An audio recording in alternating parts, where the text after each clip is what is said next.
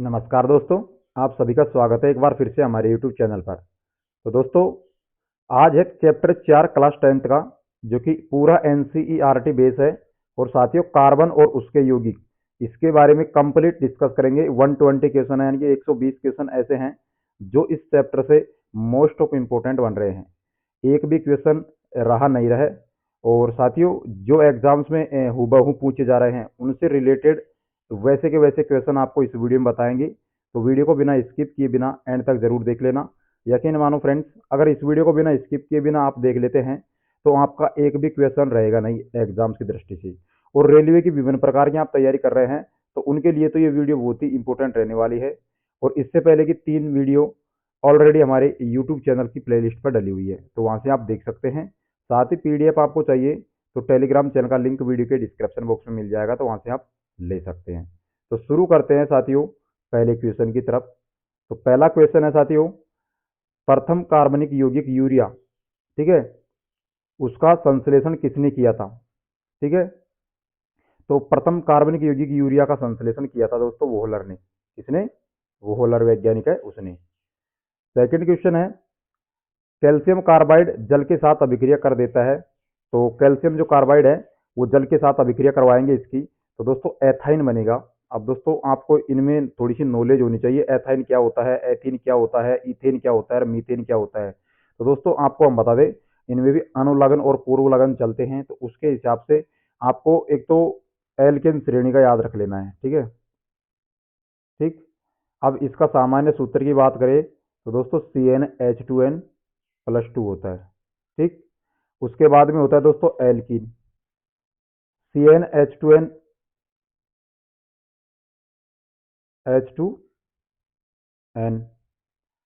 और एक होता है एल्काइल, ठीक है, ये होता है दोस्तों CnH2n-2।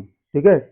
तो साथ ही इसमें आप अगर बात करें तो ये 3 सामान्य सूत्र चलते हैं। अगर ये 3 सूत्र आपको याद है ना, तो आप कोई सा भी एग्जाम्पल हो, कोई सा भी न्यूमेरिकल हो, सब कुछ आप करके आ जाओगी। ठीक है। तो चलते हैं अगले क्वेश्चन की तरफ। तो तीसरा क्वेश्चन है, निम्न में से हाइड्रोकार्बन कौन है? तो साथियों, इसका जो क्वेश्चन की बात करें तीसरे का, तो बी ऑप्शन हो जाएगा। कैसे हो जाएगा दोस्तों? C6H12O6 है, ये एक हाइड्रोकार्बन है। और ये तीनों हैं, ये हाइड्रोकार्बन नहीं है। ठीक है, हाइड्रोजन और कार्बन होना चाहिए। ठीक है, यानी कि हाइड्रोकार्बन का मतलब है हाइड्रोजन और कार्बन के अणु होने चाहिए। तो दोस्तों C6H12O6 जो कि ग्लूकोज है, इसमें दोस्तों कार्बन का भी अनुपात है और हाइड्रोजन का भी अनुपात है। ठीक है, तो ये हाइड्रोकार्बन है।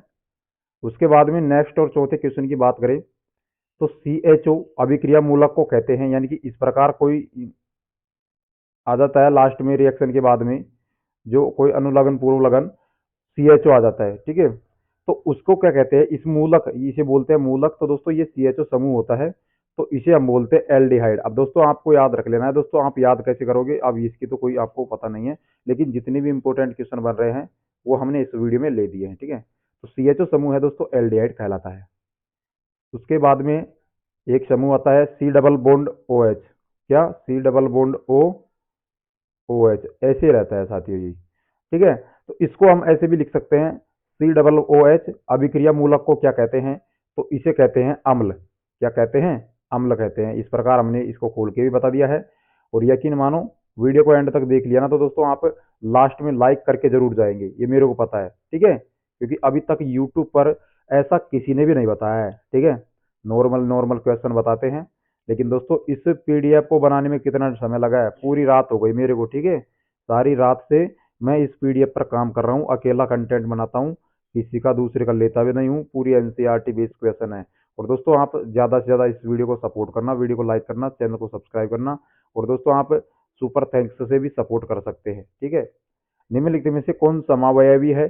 तो समावयवी की बात करें, समावयव समान है, तो C2H5OH और CH3OCH3। कैसे? CH3, एक H इधर आ जाएगा, एक H इधर आ जाएगा और एक H इधर आ जाएगा, तो ये तो CH3OCH3। एक तो ये हो जाएगा साथियों, एक हो जाएगा C2H5OH, C2H5, एक H हो गया, 2 H हो गया, 3 H हो गया, 4 H हो गया, 5 H हो गया और OH। तो इस प्रकार दोस्तों ये दोनों है ना, ये समावयवी हैं, समावयवी दोनों हैं, ठीक। उसके बाद में निम्नलिखित में से कौन संयोजी यौगिक है। अब दोस्तों संयोजी यौगिक क्या होता है। अब दोस्तों इन चार ऑप्शन में से आपको संयोजी यौगिक कौन दिख रहा है, तो इनमें से है दोस्तों CH4 जिसे हम मीथेन बोलते हैं। तो यहाँ पर कार्बन की जो संयोजकता है वो कंप्लीट हो रही है। इस प्रकार हम इसको लिख सकते हैं संरचना के रूप में। तो यही एक संयोजी यौगिक है, यानी कि संयोजकता के रूप में लिखना संयोजी यौगिक कहलाता है। जैसे कि आप जानते हैं कार्बन और हाइड्रोजन, ठीक है। निम्न में से किस हाइड्रोकार्बन के 3 आबंध है। अब दोस्तों यहाँ पर एक तो हाइड्रोकार्बन होगा, उसमें एक आबंध होगा, एक होगा द्वे, एक होगा त्रि। तो एल्केन एल्किन एल्काइन के समूह चलते हैं ना दोस्तों, तो त्रि कार्बन में यहाँ पर चलेगा एल्काइन। अब एल्काइन का सूत्र हमने दोस्तों आपको बताया था कि CnH2n-2 होता है। तो दोस्तों यहाँ पर एक लेते हैं n का मान, तो C, और यहाँ पर 0, H का मान 0 हो जाएगा, तो ये हो जाएगा नहीं, ठीक है। और उसके बाद में दोस्तों 2 लेते हैं n का मान, तो C2 हो जाएगा, C2 इसमें है और इसमें है, ठीक है। दोनों में से ऑप्शन बैठ जाएगा, तो इसमें n का मान 2 रखोगे तो 2 दूनी 4, ठीक है, और 4 में से 2 बताया तो 2, तो C2H2। दोस्तों हमने पहले ही बोला था ये एल्काइन का सूत्र है, और एल्काइन में त्रिबंध होते हैं दोस्तों। यहाँ पर n की वैल्यू अगर जो रखोगे तो यहाँ पर C2H2 आ जाएगा, जिसका ऑप्शन डी सही है। तो ये एक त्रिहाइड्रोकार्बन है दोस्तों। ऐसा वीडियो कंटेंट आपको यूट्यूब पर कहीं पर भी नहीं मिलेगा, आप सर्च कर लेना। और फिजिक्स के ऑल फॉर्मूलों की वीडियो भी प्ले लिस्ट पर डाली हुई है, वो भी देख लेना एग्जाम से पहले जिनके एग्जाम्स है।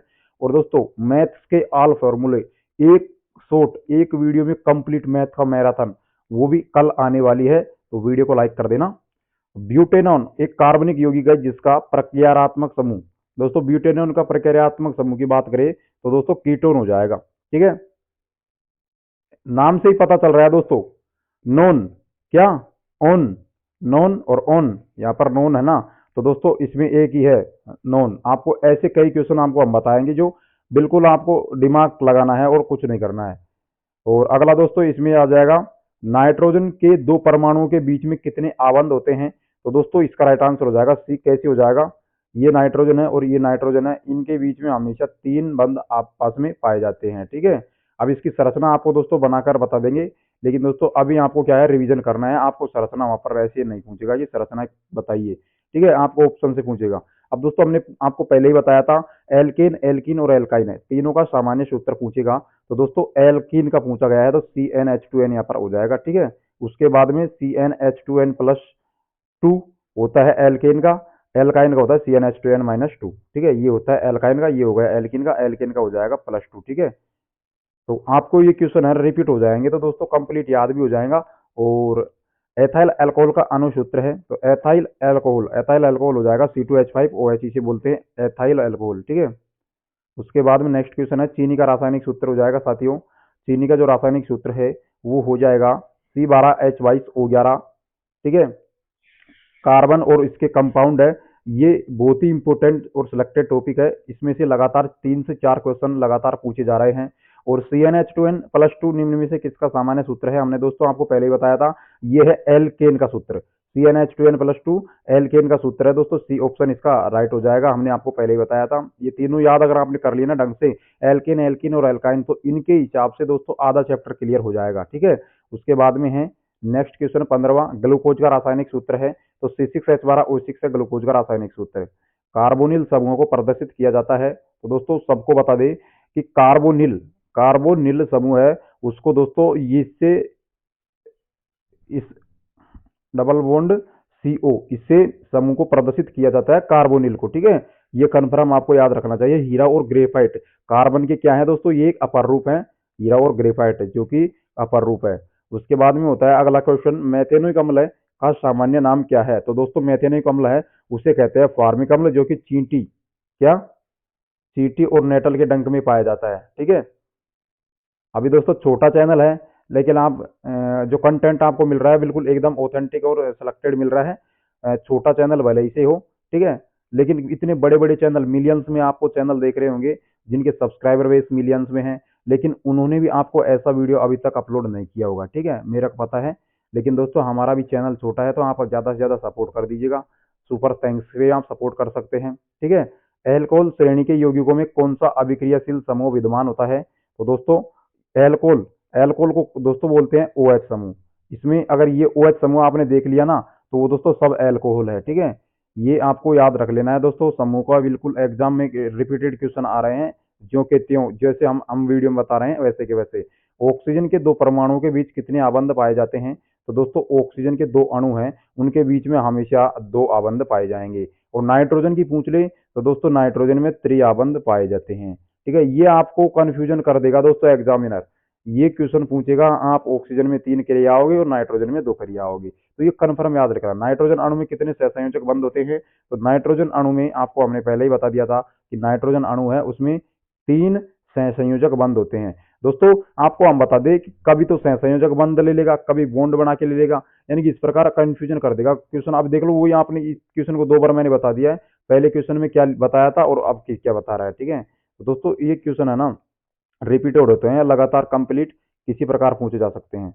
निम्नलिखित में कौन में संयोजी यौगिक है? तो संयोजी यौगिक की अगर बात करें तो दोस्तों CH4 है, वो एक संयोजी यौगिक है। इसमें संयोग करने की क्षमता है दोस्तों, इनमें कोई संयोग करने की क्षमता नहीं है, यानी कि कार्बन और कार्बन के साथ में हाइड्रोजन कितने जुड़ रहे हैं साथी? यहाँ पर हाइड्रोजन 4 जुड़ रही हैं, ठीक है, एक हाइड्रोजन यहाँ पर। तो इस प्रकार ये एक संयोजी यौगिक है साथी। उसके बाद में अगला क्वेश्चन है, सोडियम के टुकड़े को एथेनॉल में डालने पर कौन सी गैस निकलती है? यानी कि जो Na है, Na यानी कि सोडियम का जो टुकड़ा है उसको एथेनॉल है उसमें डालेंगे तो दोस्तों उसमें हाइड्रोजन गैस निकल जाएगी। अब एथेनॉल का सूत्र आपको याद रखना चाहिए, क्या होता है? C2H5OH, ठीक है। तो उसके हिसाब से इसकी रिएक्शन करवाएंगे तो दोस्तों हाइड्रोजन गैस निकल जाएगी, ठीक है।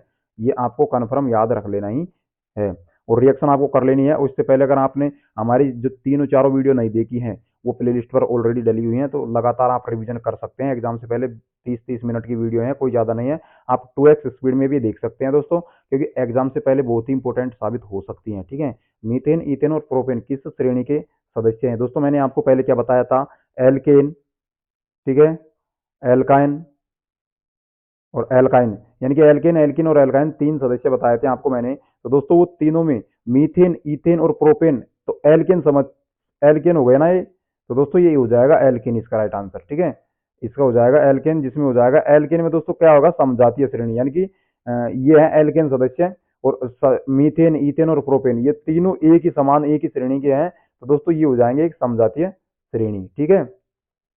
उसके बाद में दोस्तों अगला क्वेश्चन है 25, निम्नलिखित में से कौन एथेनोइक अम्ल का एक तनुगोल है? यानी कि एथेनोइक अम्ल है उसका एक तनुगोल है, तो तनुगोल कौन हो जाएगा? सिरका हो जाएगा, ठीक है।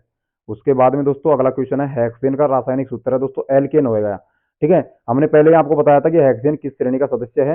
हेक्सेन है एल्केन का, एल्केन में होता है CnH2n+2 एल्केन। तो अब इसमें दोस्तों आप देख लीजिएगा, पहला ऑप्शन को हम देख लेते हैं, तो 6 रखते हैं, ठीक है, और 6 यहाँ पर रखेंगे, 6 दूनी 12 और 12 8 14, तो C6H14। तो ये हो गया दोस्तों, ए ऑप्शन ये आपका राइट हो गया। तो ये एल्केन हेक्सेन का रासायनिक सूत्र हो गया। क्योंकि अब दोस्तों आपको बता दें, हम हेक्सेन, हेक्सेन कैसे बोलते हैं? पहले होता है एथ, एक नंबर पर एक, अगर एन का मान 1 रखोगे तो हो जाएगा हेक्स, एथ।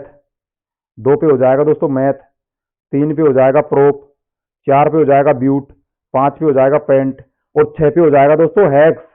क्या हो जाएगा? 6 नंबर पे अगर वैल्यू आती है इनकी तो हेक्सेन बोलते हैं उसे, ठीक है। ये भी आपको कन्फर्म याद रख लेना है दोस्तों। ये क्वेश्चन लगातार एग्जाम में पूछे जाते हैं, लगातार रिपीटेड भी हो रहे हैं। अभिक्रियाशील समूह OH double bond C double bond O यहाँ पर दिया गया है दोस्तों, ये बॉन्ड आपको दिया गया है, तो इसके हिसाब से आपको क्या करना है? अगला क्वेश्चन, अभिक्रियाशील समूह यहाँ पर दिया गया है और ये यौगिक क्या कहलाते हैं? तो दोस्तों आपको हमने पहले ही बता दिया था कि ये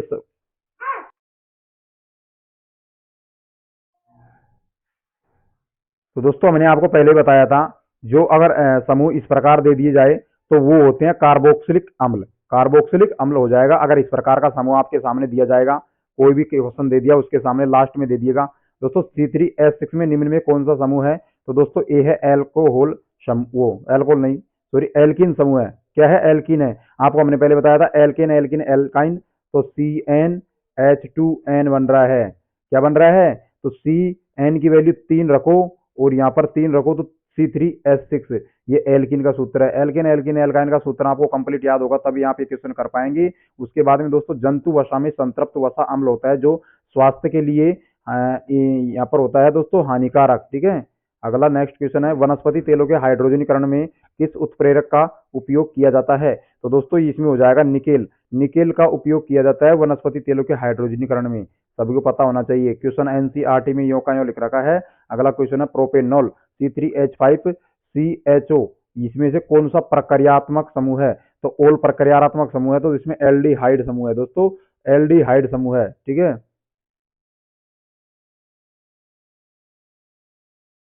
प्रोपेनॉल ओल समूह है, तो दोस्तों इसमें एल्कोहल वो एल्डिहाइड समूह है, आपको पता होना चाहिए। और एक अणु सूत्र परंतु विभिन्न संरचना वाले सूत्र यौगिक कहलाते हैं वो समवायी, यानी कि एक अणु सूत्र परंतु विभिन्न संरचना होने वाली है उनकी, तो वे अणु सूत्र मतलब समवायवी कहलाते हैं। उसके बाद में नेक्स्ट क्वेश्चन है दोस्तों, C2H2 कार्बनिक यौगिक का एथाइन कहा जाता है और इसके दो कार्बन परमाणु कौन कौन से हैं? तो दोस्तों इसमें है कार्बन परमाणु के बीच में कितना आबंध है? तो दोस्तों इसमें हो जाएगा त्रिआबंध, C2H2। अब त्रिआबंध क्यों है दोस्तों? हमने पहले आपको तो बता दिया था कि एल्केन, एल्किन और एल्काइन। एल्काइन, एथाइन, यहाँ पर आप देख सकते हैं साथियों, एल्काइन काइन आ रहा है और एथाइन आइन आइन आ रहा है, तो ये होता है, आपको बता दिया त्रिआबंध। एल्केन में एक आबंध, एल्कीन में दो आबंध और एल्काइन में तीन आबंध। तो दोस्तों एथाइन आ रहा है ना, तो C2H2 तो एथाइन है, तो एथाइन में हो जाएगा त्रिआबंध। ठीक है, ये कंप्लीट याद रख लेना है। प्रोपेन की आणविक संरचना निम्नलिखित में से कौन सी है? प्रोपेन आपको बताया था एथ math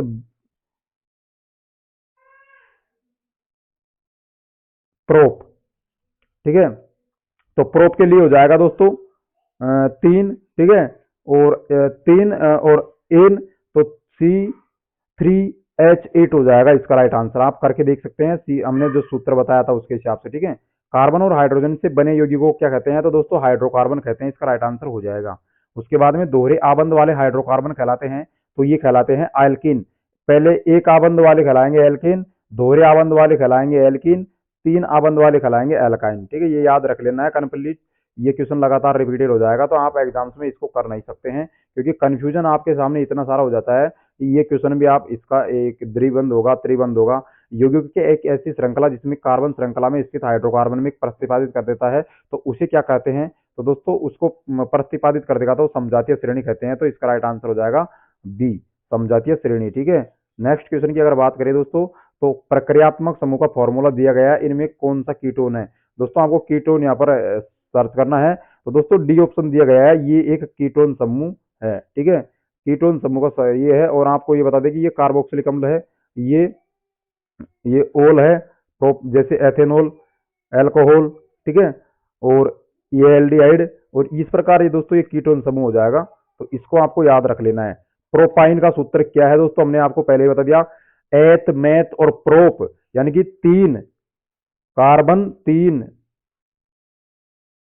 CN, alkene, alkene alkyne, काइन आ रहा है ना, तो -2 हो जाएगा, CnH2n-2, तो C3 तीन दूनी 6 और C3H4 क्या हो जाएगा?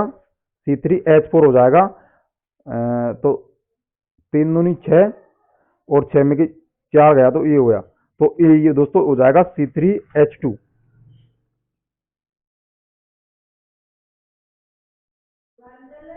ये ऑप्शन इसका राइट आंसर हो जाएगा। नेक्स्ट क्वेश्चन की अगर बात करें दोस्तों, तो इसका बात करें CH4 और Cl2 सूर्य के प्रकाश में CH3Cl और HCl अभिक्रिया है, तो ये दोस्तों आपके सामने हो जाएगी प्रतिस्थापन अभिक्रिया हो जाएगी, क्योंकि दोस्तों यहाँ पर इसका प्रतिस्थापन हो रहा है। ठीक है, तो ये एक प्रतिस्थापन अभिक्रिया हो जाएगी। और अपमार्जक लंबी श्रृंखला वाले कार्बोक्सिलिक अम्ल के लवण, इसका राइट आंसर हो जाएगा दोस्तों इसमें हो जाएगा बी और दोनों। ठीक है, तो ये हो जाएगा अमोनियम लवण और सल्फेट लवण। ठीक है, इसका राइट आंसर अपमार्जक से बनाए जाते हैं, तो दोस्तों अपमार्जक से क्या बनाए जाते हैं? तो इनमें से सभी शैम्पू और इजी सर्फ और सर्फ एक्सेल है, ये तीनों बनाए जाते हैं अपमार्जक से।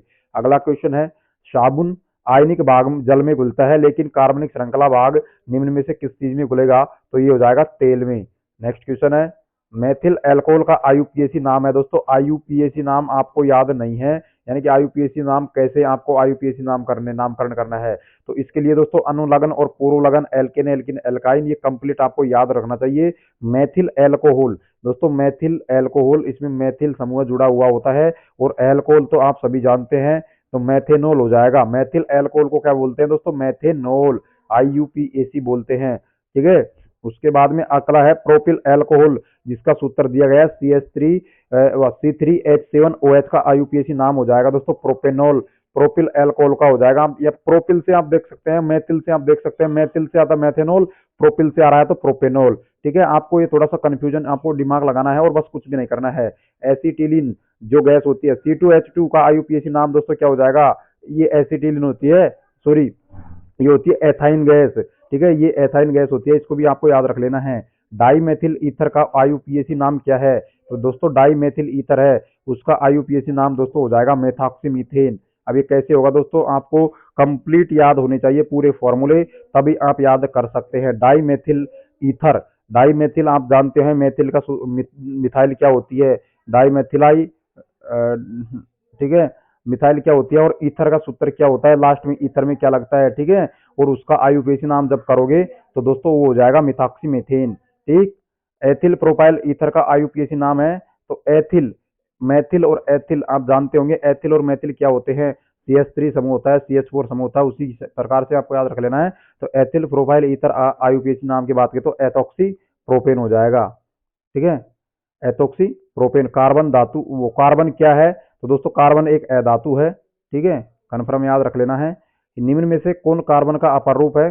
तो दोस्तों ये हीरा, ग्रेफाइट और फुलरिन, ये तीनों है ना कार्बन के अपर रूप होते हैं, और हीरा बहुत ही वो होता है, मतलब मजबूत होता है, ठीक है। संतृप्त यौगिक में है, तो दोस्तों संतृप्त यौगिक होता है उनमें हमेशा बात करें तो एकल बंध पाया जाता है, जो कि एल्केन आपको हमने बताया ना, एल्केन वाला सदस्य है समूह, वो हमेशा संतृप्त यौगिक कहलाता है, और द्विबंध और त्रिबंध असंतृप्त यौगिक कहलाते हैं, ठीक है। अगला है एथेनोइक अम्ल का सूत्र हो जाएगा दोस्तों तीसरे का, मतलब 52वें का क्वेश्चन हो जाएगा, CH3COOH, ये हो जाएगा एथेनोइक अम्ल, ठीक है। ये एथेनोइक अम्ल के रूप में जाना जाता है। एथेन का आणविक सूत्र C2H6 होता है, आप सभी को पता है, एल्केन एल्केन एल्काइन, तो C2H6 होगा। तो इनमें से दोस्तों 7 सहसंयोजक आबंध है, कैसे हैं 7? देखो एक कार्बन ये रहा, एक कार्बन ये रहा, ठीक है, 2 कार्बन, हाइड्रोजन कितने हैं दोस्तों? 1 hydrogen, 2 hydrogen, 3 hydrogen, 4 hydrogen, 5 hydrogen, और एक 6 हाइड्रोजन। अब दोस्तों एथेन का आणविक सूत्र यहाँ पर हमने कंप्लीट क्लियर कर दिया है कि C2 और H6। इनमें दोस्तों सहसंयोजक, सहसंयोजक बंध दोस्तों कौन कौन से होंगे? सहसंयोजक बंध बता दीजिए कि कौन कौन से होंगे। जितने भी ये इक्वल बॉन्ड है ये सहसंयोजक बॉन्ड होंगे। तो दोस्तों 7 सहसंयोजक बॉन्ड कौन कौन से? एक बॉन्ड तो ये हो गया, एक ये हो गया, 2, 3, एक 4, एक 5, एक 6, और एक दोस्तों ये कार्बन और कार्बन के मध्य भी लगने वाला बॉन्ड है ना, ये भी दोस्तों एक सहसंयोजक बॉन्ड होगा, ठीक है। तो दोस्तों आपको ऐसे संरचना लिखनी है, ठीक है, जैसे C2 लिख दिया और H6 हाइड्रोजन की संयोजकता पूरी कर देनी है, और उसके बाद में कार्बन और कार्बन के बीच में भी एक बॉन्ड होगा। अब यहाँ पर C3H8 होता ना, तो C3 एक बॉन्ड तो C3 के बीच में और आ जाता, और H8 यानी कि H के बाद में 2 और आ जाते, तो 3 और जुड़ जाते, तो 7 और 3 10 हो जाते हैं। तो आपको ये ऐसे याद रख लेना है दोस्तों, ऐसे आपको यूट्यूब पर किसी भी टीचर ने नहीं बताया होगा, और ऐसे क्वेश्चन जो रिलेटेड एनसीईआरटी के जो पूछे जा रहे हैं दोस्तों, इसमें बहुत समय लगता है, सारी रात हो गई हमको इस पीडीएफ पर काम करते हुए, ठीक है। तो एक वीडियो को लाइक करना तो बनता है, ठीक है दोस्तों, सपोर्ट कर सकते हैं आप सभी तरीके से। आप अगर सुपर थैंक्स से भी सपोर्ट करना चाहते हैं तो कर सकते हैं। दोस्तों मीथेन किसका रासायनिक उदाहरण है? मतलब मीथेन की बात करें तो एल्केन एल्किन एल्काइन एल्केन का है, ठीक है। एल्केन का हमने तो आपको पहले ही बता दिया था कि एल्केन हो जाएगा इसका राइट आंसर, मीथेन एल्केन हो जाएगा। उस हाइड्रोकार्बन का नाम बताया जिसका एथेनॉल बना है, तो दोस्तों वो हाइड्रोकार्बन हो जाएगा इथेन। इथेन का हाइड्रोकार्बन बना है तो एथेनॉल बन जाता है। और मीथेन का गलनांक दोस्तों अगर पूछा जाए एग्जाम में तो राइट आंसर हो जाएगा 90 केल्विन, ठीक है। अगला हो जाएगा निम्न में से कौन जल में विलेय अविलेय है? जल में अविलेय दोस्तों इथाइन हो जाएगा, आपको ये याद रख लेना है, एग्जाम में का पूछा जाता है। और अगला क्वेश्चन हो जाएगा केरोसिन वाले स्टोव में कैसी ज्वाला उत्पन्न होती है? तो दोस्तों नीली ज्वाला उत्पन्न होती है केरोसिन वाली, ये जो होगी इसमें, ठीक है, केरोसिन की स्टोव होती है उसमें। अगला क्वेश्चन हो जाएगा दोस्तों क्षारीय पोटेशियम परमैंगनेट अथवा अम्लीय पोटेशियम डाइक्रोमेट एल्कोहल को अम्ल में परिणत कर देता है, अतः किस प्रकार का पदार्थ है। तो दोस्तों ये है ऑक्सीकारक और अपकारक दोनों हो जाएगा, ठीक है। उसके बाद में अगला क्वेश्चन है, संकलन अभिक्रिया में हाइड्रोजन के योग से संतृप्त हाइड्रोकार्बन बनते हैं। क्या है?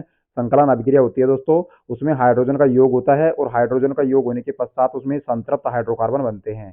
नेक्स्ट क्वेश्चन है, कार्बोक्सिलिक अम्ल ग्रुप की पहचान। कार्बोक्सिलिक की हम दोस्तों आपको हमने पहले ही बताया था कि कार्बोक्सिलिक की सी डबल बॉन्ड ओ होता है। क्या होता है कि C double bond O O H ये होता है ना। तो दोस्तों यहाँ पर ये भी सही है, इस प्रकार से इसकी संरचना होती है, ठीक है। कंप्लीट तो इस प्रकार होती है carbon C double bond OH की, तो यहाँ पर इसको ऐसे भी लिख सकते हैं सी डबल ओ एच, इस प्रकार भी होती है। तो कार्बोक्सिलिक अम्ल है सी डबल बॉन्ड OH, ठीक है। इसको दोस्तों आप ऐसे भी लिख सकते हो। उसके बाद में 62 क्वेश्चन है, तो निम्न में से कौन कार्बनिक यौगिक की अभिक्रिया नहीं है? तो कार्बनिक यौगिक की अभिक्रिया अवक्षेपण नहीं है दोस्तों। ऑक्सीकरण, अवकरण और बहुलीकरण ये कार्बनिक यौगिक की रिएक्शन है, तो अवकरण नहीं है, ठीक है। अवक्षेपण नहीं है। अवक्षेपण जमना होता है, तो दोस्तों कार्बनिक यौगिक में जमने का कोई रोल नहीं होता है। और अगला क्वेश्चन है दोस्तों, निम्न में कौन सा गुण कार्बनिक यौगिक में प्राय नहीं होता है? तो दोस्तों जल में विलेय नहीं होती है कार्बनिक यौगिक, ठीक है। उसके बाद में कार्बनिक यौगिकों में तत्वों के बीच कैसा आबंध होता है? तो दोस्तों कार्बनिक यौगिक होते हैं उनमें सहसंयोजक आबंध होता है, आप सभी को पता होगा। सहसंयोजक आबंध अभी हमने बताया था, कार्बन C2H6 बताया था। ये इन बॉन्ड को यहाँ पर दोस्तों क्या बोलते हैं? सहसंयोजक आबंध बोलते हैं, ठीक है। उसके बाद में दोस्तों कार्बनिक यौगिकों में हाइड्रोकार्बन को प्रतिस्थापित करने वाले तत्व क्या कहलाते हैं? कार्बनिक यौगिक में जो हाइड्रोकार्बन होता है उनको प्रतिस्थापित करने वाले तत्व है वो दोस्तों विषम परमाणु कहलाते हैं। ये भी आपको याद रख लेना है। नेक्स्ट क्वेश्चन की बात करें साथियों, निम्न में से कौन कार्बनिक यौगिक सोडियम से अभिक्रिया करता है? तो दोस्तों एथेनॉल है वो सोडियम से अभिक्रिया करता है। आप रिएक्शन करके करवा भी देख सकते हैं दोस्तों। आपका रिवीजन का एग्जाम मतलब रिवीजन की क्लास है, इसलिए हम थोड़ा सा इसमें डीपली नहीं बता रहे हैं। बाद में सब कुछ आपको डीपली बताएंगे, फुल पढ़ाएंगे। चैनल पर बने रहना। अभी दोस्तों आपके एग्जाम्स है, तो एग्जाम्स के हिसाब से आपको यहाँ पर एग्जाम्स के हिसाब से आपको एक दो बार रिविजन कर लेना है, ठीक है। प्ले लिस्ट पर पूरी वीडियो डली हुई है, तो वहाँ पर जाकर आप देख सकते हैं, सपोर्ट कर सकते हैं। कार्बनिक परमाणु की परस्पर जुड़ी बड़ी श्रृंखला बनाने की जो प्रवृत्ति होती है उसे क्या कहते हैं? तो दोस्तों उसे कहते हैं जो कार्बन परमाणु की परस्पर जुड़ी हुई बड़ी श्रृंखला बनाने की जो प्रवृत्ति होती है, तो उसको कहते हैं दोस्तों श्रृंखलन। क्या कहते हैं? श्रृंखलन का गुण पाया जाता है इनमें कार्बनिक यौगिकों में। और उसके बाद में है कार्बनिक कार्बन एक अद्वितीय परमाणु है, क्यों है दोस्तों? इसमें ये उपरोक्त सभी हो जाएंगे, यानी कि इनमें यौगिकों की संख्या सर्वाधिक होती है। इनके परमाणु लंबी श्रृंखला बनाते हैं, श्रृंखलन का गुण रखते हैं। जंतु एवं पेड़ पौधे मुख्यतः कार्बन यौगिकों से बने हुए होते हैं, इसलिए, ठीक है। उसके बाद में नेक्स्ट क्वेश्चन है, संकलन अभिक्रिया में हाइड्रोजन का क्या होता है? योग होता है। पहले आपको बता दिया है। अगला क्वेश्चन है, साबुन के अणु के दो सिरे होते हैं, ठीक है, और हाइड्रोकार्बन में विलेय सिरे को क्या कहते हैं? तो दोस्तों साबुन के अणु में दो सिरे होते हैं, ठीक है, और हाइड्रोकार्बन में मिले सिरे को जलराजी विरत सिरा कहते हैं, ठीक है। अगला क्वेश्चन हो जाएगा दोस्तों, एथेनॉल को सांद्र H2SO4 के साथ 443 केल्विन पर गर्म किया जाता है, तो क्या होता है दोस्तों एथेनॉल को सांद्र H2SO4 की? तो दोस्तों इसमें क्या होता है? एल्किन है ना, एल्किन बनता है, ठीक है। जिसमें हमने ट्रिपल बॉन्ड बताया था, एल्किन है वह डबल बॉन्ड आता है वो बनता है, ठीक है। अगला क्वेश्चन हो जाएगा साथियों, एथेनॉल के ऑक्सीकरण से एथेनोइक अम्ल निर्मित होता है और इनमें प्रयुक्त ऑक्सीकारक निम्न में से कौन सा है? तो दोस्तों इनमें जो प्रयुक्त कारक ऑक्सीकारक है वो दोस्तों KMNO4, यहाँ पर 4 लिखना भूल गए दोस्तों, मिस्टेक हो जाती है टाइपिकल। और यहाँ पर हो जाएगा क्षारीय K2Cr2O7, इसको बोलते हैं डाइक्रोमेट, ठीक है। तो ये दोनों यहाँ पर प्राप्त होते हैं। एथेनॉल और डाइमेथिल ईथर किस प्रकार के समावयवी हैं? तो ये है दोस्तों क्रियाशील समावयवी। अगला क्वेश्चन हो जाएगा, सूर्य से विसरित प्रकाश में मीथेन क्लोरीन है उससे अभिक्रिया करके क्या बनाता है? तो दोस्तों ये है बहुत ही अच्छा क्वेश्चन है, एग्जाम में लगातार पूछा जाता है। तो इनमें से सभी बनाता है। क्या बनाता है? CH3Cl, CH2Cl2 और एक CH3Cl3 क्लोरोफॉर्म, ठीक है, ये सारे यौगिक बनाता है। अगला क्वेश्चन है, निम्न में से कौन कमरे के ताप पर द्रव नहीं है? तो एथिल नहीं है दोस्तों, ठीक है। और वेल्डिंग में किस गैस का उपयोग किया जाता है? तो एथाइन गैस है ना दोस्तों, एथाइन का उपयोग किया जाता है वेल्डिंग में, ठीक है। उसके बाद में ग्लेशियल एसिटिक अम्ल क्या है? तो दोस्तों इसका राइट आंसर हो जाएगा शुद्ध एसिटिक अम्ल है वो ग्लेशियल एसिटिक अम्ल हो जाएगा। नेक्स्ट क्वेश्चन है 78, रबर निम्न में से किसका प्राकृतिक बहुलक है? तो दोस्तों रबर हो जाएगा आइसोप्रीन का प्राकृतिक बहुलक है। संतृप्त हाइड्रोकार्बन वायु में घुलकर यानी कि वायु में जलकर किस प्रकार की ज्वाला उत्पन्न करता है? तो स्वच्छ ज्वाला उत्पन्न करेगा, तो दोस्तों संतृप्त हाइड्रोकार्बन है। अब दोस्तों संतृप्त हाइड्रोकार्बन क्या कहलाएंगे? दोस्तों सिंगल बॉन्ड वाले जितने भी हाइड्रोकार्बन है वो संतृप्त हाइड्रोकार्बन कहलाएंगे, और डबल और ट्रिपल बॉन्ड वाले है संतृप्त हाइड्रोकार्बन कहलाएंगे। कार्बनिक यौगिकों के गुण को निर्धारित करने वाले परमाणु या परमाणु समूहों को क्या कहते हैं? तो दोस्तों उन्हें कहते हैं क्रियाशील मूलक कह लेते हैं, ठीक है, वो कहला जाएगा। संतृप्त हाइड्रोकार्बन कहे जाते हैं। तो दोस्तों आपको हमने पहले ही बता दिया, संतृप्त हाइड्रोकार्बन कहलाएंगे एल्केन, यानी कि सिंगल बॉन्ड वाले संतृप्त कहलाएंगे, और डबल और ट्रिपल जो बॉन्ड है ये कहलाएंगे असंतृप्त हाइड्रोकार्बन। ठीक है। उसके बाद में दोस्तों अगर आप क्वेश्चन की बात कर लेते हैं, कार्बन के दो अपरूप के अलावा तीसरा अपरूप निम्न में से कौन सा है? तो दोस्तों यहाँ पर जो होगा फुलरेन कार्बन हो जाएगा, हीरा ग्रेफाइट पहला और दूसरा हो जाएगा, और फुलरेन कार्बन हो जाएगा वो तीसरा हो जाएगा। कार्बन यौगिकों की संख्या कितनी है दोस्तों? अब यहाँ पर क्वेश्चन पूछा जाएगा, आपने ये क्वेश्चन पढ़ा भी नहीं होगा। तो कार्बन यौगिकों की संख्या की बात करें तो दोस्तों 3 मिलियन है कार्बन यौगिकों की संख्या। सबसे अधिक उपयोगी अल्कोहल कौन सा है? तो दोस्तों सबसे उपयोगी जो अल्कोहल है दोस्तों, जो सामान्यतः यूज किया जाता है, वो दोस्तों एथेनॉल है। ठीक है। और मेथेनॉल, एक जो मेथेनॉल है दोस्तों, ये एक बहुत ही जहरीला अल्कोहल है। ठीक है। एग्जाम में पूछा गया था दोस्तों, कार्बन मोनोऑक्साइड की रिएक्शन, मेरी सेकंड शिफ्ट थी 24 की, तो उसमें पूछा गया था कि कार्बन मोनोऑक्साइड की अभिक्रिया हाइड्रोजन गैस से करवाई जाती है तो क्या बनता है? तो दोस्तों मेथेनॉल बनता है। यो का यो पूछा गया था एनसीईआरटी का क्वेश्चन। ठीक है। तो आपको वीडियो को एंड तक देख लेना है और तभी आपके पूरे क्वेश्चन सही होंगे। पेंटेन में समावयवों की संख्या कितनी है? दोस्तों आपको हम पहले ही बता ही देते हैं कि पेंटेन होता है मैथ एथ प्रोप ब्यूट पेंट 5। तो दोस्तों इसमें 3 है। कितनी है? तो पेंटेन में आता है 3 समवायों की संख्या होती है। प्रोपेनॉल में कौन सा समूह है? तो दोस्तों आपको हमने पहले ही बताया था कि प्रोपेनॉल में कीटोन समूह होता है। ठीक है। नॉन है, कीटोन नॉन है, तो प्रोपेनॉल नहीं है, प्रोपेनॉन है वो, कीटोन समूह हो जाएगा। लंबी श्रृंखला वाले सल्फोनिक अम्ल के सोडियम लवण को क्या कहते हैं? तो दोस्तों लंबी श्रृंखला वाले जो सल्फोनिक अम्ल हैं उनकी जो श्रृंखला है उसके अम्ल के लवण को क्या कहते हैं? उसको कहते हैं दोस्तों बी, यानी कि बी ऑप्शन इसका राइट हो जाएगा। जो अपमार्जक है ना, वो बोलते हैं इनके। नेक्स्ट क्वेश्चन की बात करें तो दोस्तों निम्न में कौन कमरे के ताप पर द्रव है? तो दोस्तों C2H5OH है, वो कमरे के ताप पर द्रव अवस्था में पाया जाता है। एथीन का सूत्र दोस्तों, ये दोबारा क्वेश्चन रिपीट हो गया, एल्किन एल्किन एल्कीन, तो हमने पहले ही बोला था, तो CnH2n हो जाएगा एथीन, तो CN, तो ये पर सी हो जाएगा C2H4, 2 से गुणा होगा ना, CnH2n, तो 2 और n का मान 2 है, तो 2 2 से 2 4, तो C2H4। ठीक है, ये हो जाएगा एथीन। नेक्स्ट क्वेश्चन हो जाएगा दोस्तों, असंतृप्त हाइड्रोकार्बन वायु में जलकर कैसी धुआं उत्पन्न करती है? तो दोस्तों काले धुआं वाली पीली ज्वाला यहाँ पर उत्पन्न होती है। उसके बाद में नेक्स्ट क्वेश्चन की बात करें दोस्तों, ब्यूटेनॉन चतुकार्बनिक यौगिक है जिसका प्रक्रियात्मक समूह है वो हो जाएगा कीटोन। दोस्तों यहाँ से ब्यूटेनॉन ओन आ रहा है, क्या आ रहा है आपको यह पकड़ना है लास्ट का, नॉन ओन, कीटोन ओन, एक ही ऑप्शन होगा दोस्तों, यही आपका आंसर सही हो जाएगा। ठीक है। खाना बनाते समय यदि बर्तन की तली बाहर से काली हो रही है तो इसका मतलब क्या है दोस्तों? तो ईंधन पूरी तरह से नहीं जल रही है। ठीक है। एसिटिक एसिड के गलनांक होते हैं, तो दोस्तों आपको पता होगा कि एसिटिक एसिड होते हैं उनके 290 केल्विन गलनांक होता है। उसके बाद में हाइड्रोजन के 2 परमाणु के बीच किस प्रकार का बंध पाया जाता है? हाइड्रोजन के 2 परमाणुओं के बीच में दोस्तों हमने आपको पहले ही बता दिया था, हाइड्रोजन और हाइड्रोजन के बीच में दोस्तों सामान्य एकल बंध पाया जाता है। उसके बाद में अगला क्वेश्चन है, अमोनिया के अणु से नाइट्रोजन और हाइड्रोजन के परमाणु की संख्या का अनुपात। जो अमोनिया है NH3, हम जानते हैं दोस्तों उनके अणु से नाइट्रोजन और हाइड्रोजन के परमाणु की संख्या का अनुपात होता है दोस्तों 1:3। एग्जाम में ज्यों का त्यों पूछा जाता है दोस्तों। अमोनिया N और H3, दोस्तों इसमें अगर बात की जाए तो नाइट्रोजन, एक तो नाइट्रोजन ये हो गया और एक हाइड्रोजन ये हो गया, इनमें परमाणुओं की संख्या का अनुपात सामान्य 1:3 ही तो हो रहा है। परमाणु की संख्या नाइट्रोजन की 1 है और हाइड्रोजन की दिख रही है 3। तो इनमें आपको कंफ्यूजन नहीं करना है, आपको संरचना लिखनी है, सूत्र लिखना है, उसके बाद से दोस्तों आपको कंप्लीट एग्जाम्स का क्वेश्चन देना है और क्वेश्चन को अच्छे तरीके से आप पढ़ेंगे तब आप ढंग से और उसी प्रकार से एग्जाम को क्वालिफाई कर जाओगे। ठीक है। सहसंयोजी यौगिक विद्युत के कुचालक होते हैं दोस्तों, सहसंयोजी यौगिक हैं विद्युत के कुचालक। अगला नेक्स्ट क्वेश्चन है, एथिलीन में कार्बन कार्बन के बीच में आबंध मौजूद होता है जिनमें दोस्तों एथिलीन बोला है, एल्केन एल्कीन कीन लीन, दोस्तों कीन और लीन दोनों समावेशी हैं, तो इसका संरचना सूत्र आप सभी को पता भी होगा, तो इसका राइट आंसर हो जाएगा दोस्तों एक और आबंध है, एक और आबंध है, एथिलीन एल्किन एल्कीन एक और आबंध हो जाएगा। ठीक है। उसके बाद में दोस्तों नेक्स्ट और अगला क्वेश्चन है, जीवन शक्ति, जीवन शक्ति का प्रतिपादन और खंडन करने वाले निम्न में क्रमशः कौन कौन है? तो बर्जिलियस और वेलर है दोस्तों, ये जीवन शक्ति का प्रतिपादन और खंडन करने वाले हैं। ठीक है। एथेनॉल का उपयोग निम्न में से किसके बनाने के लिए होता है? तो दोस्तों एथेनॉल है, एथेनॉल का उपयोग दोस्तों एथेनॉल का कफ सिरप होती है, जो खांसी की सिरप होती है, उसको बनाने के लिए किया जाता है।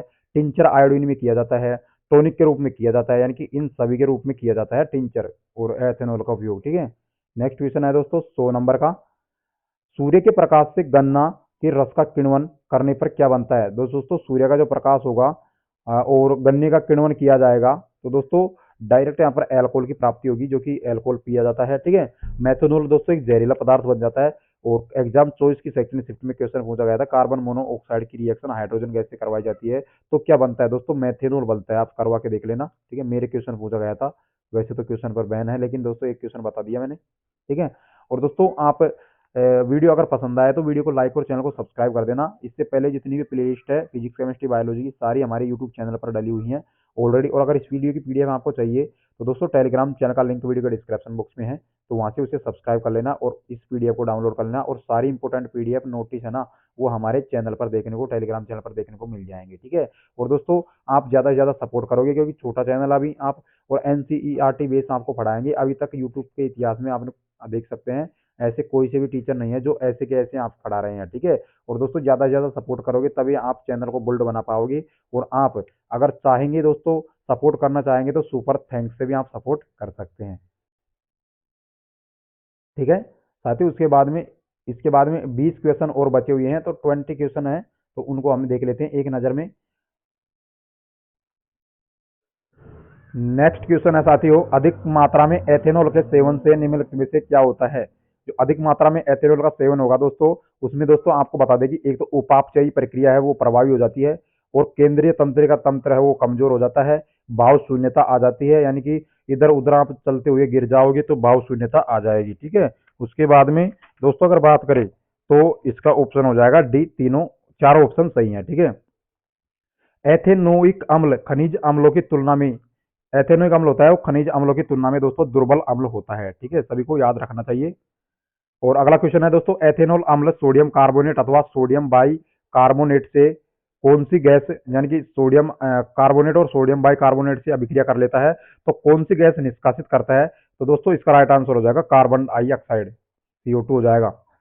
एथेनोइक अम्ल सोडियम कार्बोनेट, यानी कि मैंने आपको पहले बता दिया था कि धातु अम्ल, यानी कि धातु अम्लों से अभिक्रिया करते हैं और धातु कार्बोनेटों से भी अभिक्रिया करते हैं, तो हमेशा क्या निकलेगी दोस्तों? CO2 गैस निकलेगी। धातु या धातु हाइड्रोजन कार्बोनेट से अभिक्रिया करोगे अम्ल, तब कार्बन डाइऑक्साइड हमेशा गैस निकलेगी, और इसके साथ में दोस्तों जल भी निकलेगा। कन्फर्म आपको याद रख लेना है, जब धातुओं की अभिक्रिया कार्बोनेट और धातु हाइड्रोजन कार्बोनेट से करवाई जाती है तो हमेशा दोस्तों कार्बन डाइऑक्साइड गैस निकलती है, ये आपको याद रख लेना है। अपमार्जक के द्वारा कपड़ों की सफाई अच्छी तरह होती है, तो दोस्तों यहाँ पर आपको बता देंगे कि ए और बी, यानी कि मृदु और कठोर जल है ना, वो दोनों हो जाएगा इसमें। ठीक है,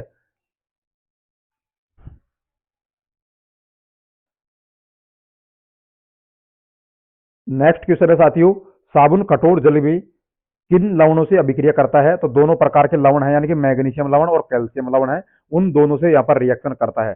एल्किक एल्किल मूलक का सामान्य सूत्र है दोस्तों, आपको हमने पहले ही बता दिया था। एल्किल मूलक है वो CnH2n प्लस,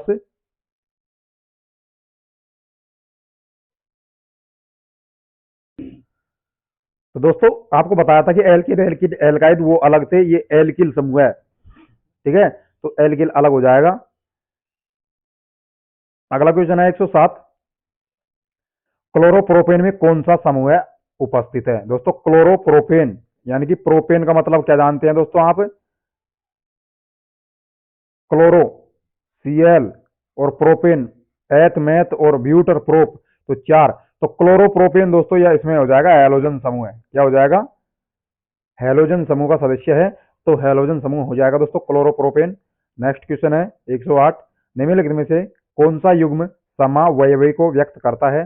दोस्तों ये क्वेश्चन पहले ही आपको बता दिया था हमने, जो कौन सा युग्म है वो समावयवी को व्यक्त करता है, तो दोस्तों इसका राइट आंसर हो जाएगा दोस्तों CH4 मीथेन और C2H6। ठीक है, ये समावयवी है। अब दोस्तों कैसे हैं समावयवी, कि एक तो हो जाएगा दोस्तों CnH2n, CnH2n, CnH2n, alkene, alkene, alkene, क्या? एल्किन, CnH2n, n की वैल्यू दोस्तों एक रखो, एक रखो, तो C2H2 ये नहीं होगा। ठीक है, तो एल्किन में ये होता है, और एल्केन CnH2n+2, तो दोस्तों इसकी वैल्यू आप रखोगे 2, तो C2 हो जाएगा। ठीक, और यहाँ पर दोस्तों ये होगा एल्कीन के सदस्य, ठीक है, इसमें होगा CH4 और C2H6, तो एक वैल्यू रखेंगे तो CnH2n, और अगला हो जाएगा C2H6, ठीक है। उसके बाद में नेक्स्ट क्वेश्चन हो जाएगा सामान्य सूत्र। सामान्य सूत्र CnH2n वाले यौगिक कहे जाते हैं दोस्तों, अभी बताया था आपको, एल्कीन कहे जाते हैं, ठीक है। एल्कीन होते हैं CnH2n+2 और एल्काइन होते हैं CnH2n प्लस वो -2 हो जाएगा। एल्कोहल का सामान्य सूत्र आपको हमने पहले ही बता दिया था कि CnH2n+10H, ठीक है। यहाँ पर ये हो जाएगा एल्केन का सामान्य सूत्र, ठीक है। उसके बाद में दोस्तों यहाँ पर ये है ना, ये 10 नहीं है दोस्तों, ये है OH, ठीक है। तो जहां भी आपको OH दिख जाए तो आप एल्कोहल समझ लेना, ठीक है। OH एल्कोहल, CHO आप क्या है, और ये कार्बोक्सिलिक अम्ल है, ये अमोनिया है, ठीक है। तो इस प्रकार से आप याद रख लेना है। प्रयोगशाला में संश्लेषित पहला कार्बनिक यौगिक कौन था दोस्तों, आप सभी को पता होगा, यूरिया था, ठीक है। बी ऑप्शन इसका राइट हो जाएगा, सबसे पहले यूरिया का निर्माण हुआ था। और यूरिया की अगर संरचना सूत्र की बात की जाए तो दोस्तों क्या होता है, ठीक है, ये होता है, ठीक है। चीनी के किण्वन से क्या बनता है, तो दोस्तों चीनी का जो किण्वन होगा उसके बाद में क्या बनेगा, तो चीनी के किण्वन से एथेनॉल बन जाएगा। क्लोरोफार्म का रासायनिक सूत्र क्या है, ऐसे कैसे क्वेश्चन पूछ लिया जाता है, तो CsCl3 है, वो क्लोरोफार्म है, ठीक। सिरका का खट्टा स्वाद किस अम्ल के कारण आता है, तो दोस्तों सिरका का जो खट्टा स्वाद आ जाता है वो एसिटिक अम्ल है, उसके कारण आता है, ठीक है। बी ऑप्शन इस पे राइट हो जाएगा, एसिटिक अम्ल है, ठीक है। सरल तन हाइड्रोकार्बन है, तो सरलतम तन हाइड्रोकार्बन दोस्तों हो जाएगा मीथेन। नेक्स्ट क्वेश्चन हो जाएगा एल्काइन का सामान्य सूत्र, एल्केन एल्किन एल्काइन, आपको हमने पहले ही बताया था, CnH2n-2 हो जाएगा एल्काइन का समझिए। एल्किन +2, इसमें ही +2 होएगा क्या, इसमें +2 हो जाएगा एल्किन, एल्किन में हो जाएगा, हट जाएगा ये 2, पीछे का प्लस माइनस हट जाएगा, और एल्काइन में -2 हो जाएगा, ठीक है। नेक्स्ट क्वेश्चन है पेंसिल बनाने में कार्बन में निम्न में से किस अपर रूप का उपयोग किया जाता है, दोस्तों पेंसिल बनाई जाती है तो उसमें ग्रेफाइट का उपयोग किया जाता है, ठीक है। नेक्स्ट क्वेश्चन है अभिक्रिया समूह, C double bond C carbon यौगिक वाले यौगिक कहलाते हैं, तो दोस्तों एल्कीन कहलाते हैं। आपको पहले हमने बता दिया था कि संतृप्त यौगिक किस कहलाते हैं, एल्कीन वाले कहलाते हैं, जिसमें एकल बॉन्ड पाया जाता है संतृप्त में, और असंतृप्त होते हैं दोस्तों द्विबंध और त्रिबंध, जिनमें 2 बॉन्ड और 3 बॉन्ड पाए जाते हैं वो असंतृप्त होते हैं, और कार्बन के बीच में 2 बॉन्ड पाए जाते हैं, तो दोस्तों उन्हें कहते हैं एल्कीन। क्या है, एल्केन के बाद में एल्किन और एल्काइन 3 बॉन्ड वाले। बेंजीन का अणु सूत्र दोस्तों आप सभी को पता होना चाहिए कि C6H6 होता है, क्या होता है, C6H6 होता है बेंजीन, ठीक है दोस्तों, ये बेंजीन है, ठीक है। नेक्स्ट और आज की वीडियो का लास्ट क्वेश्चन है दोस्तों, जंतु वसा में क्या होता है, जंतु वसा में दोस्तों संतृप्त हाइड्रो श्रृंखलाएं होती है, वो होती हैं दोस्तों। आई होप आज की वीडियो आप सभी को समझ में आई होगी, और YouTube पर दोस्तों ऐसा किसी ने भी कंटेंट नहीं पढ़ाया है, आप सभी को पता भी है, और ये फुल NCERT का पूरा निचोड़ है, क्लास 10th जिसका चैप्टर 4th है, कार्बन एंड इट्स कंपाउंड, यानी कि कार्बन और उसके यौगिक, जिसमें दोस्तों एक भी ऐसा क्वेश्चन नहीं है जो उस किताब से रहा होगा। NCERT का फुल यहाँ पर मतलब फुल जो निचोड़ है वो आपको इस वीडियो में हमने करवा दिया है दोस्तों।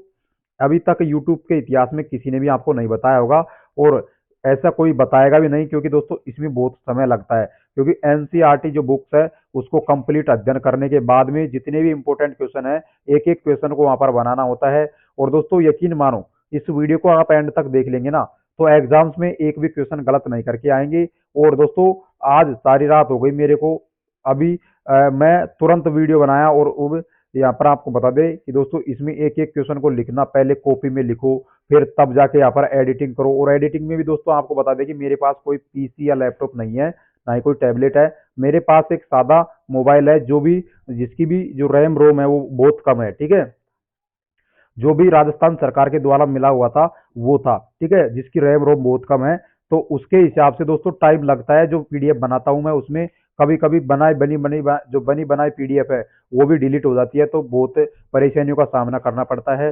और दोस्तों इसमें आप सभी लोग है ना, ज़्यादा से ज़्यादा वीडियो को सपोर्ट करिए, शेयर करिए दोस्तों के पास में जिसकी भी एग्जाम्स है। और दोस्तों यकीन मानो, कोई सी भी रेलवे की एग्जाम्स हो, इस वीडियो से एक भी क्वेश्चन बाहर नहीं जाएगा। आप चाहे इस वीडियो को डिसलाइक कर देना, अनसब्सक्राइब कर देना, वीडियो देख लेना और एग्जाम देने के बाद में जब आप एग्जाम देकर यहाँ पर आओगे तब वीडियो देख लेना और बता देना कि सर आपके इतने क्वेश्चन इस वीडियो से मिले हैं, ठीक है।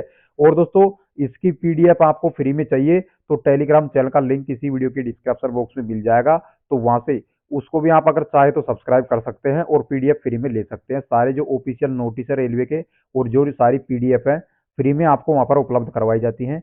तो ज़्यादा से ज़्यादा शेयर कीजिए, सपोर्ट कीजिए और बेल आइकन प्रेस जरूर करना ना भूलें, क्योंकि दोस्तों जब हम वीडियो अपलोड करेंगे तो जो वीडियो आएगी ना वो सबसे पहले आपके पास में पहुंच जाए, ठीक है।